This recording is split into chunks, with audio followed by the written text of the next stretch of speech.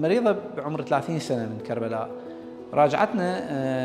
هي محالة من طبيب ثاني طبعا لأنه اكتشف وجود ورم في الحبل الشوكي.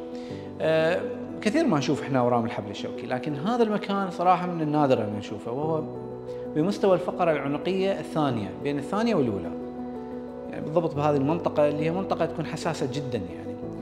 فالقرار هو لابد من إجراء عملية جراحية، لأنه تعاني من أعراض وبعض العلامات السريرية الحتمية اللي لابد من رفع الورم.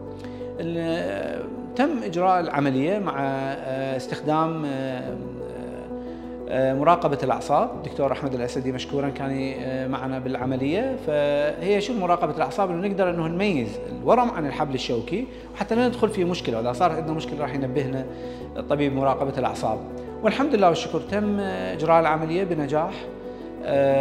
قمنا بالشيء اللي نقدر عليه، وهو رفع أكبر ما يمكن من الورم، لأن المشكلة الورم متداخل مع الحبل الشوكي، فلا يمكن رفعه بالكامل، لكنه تم رفع ما يمكن ويقلل الضغط على الحبل الشوكي، والمريضة بصحة جيدة.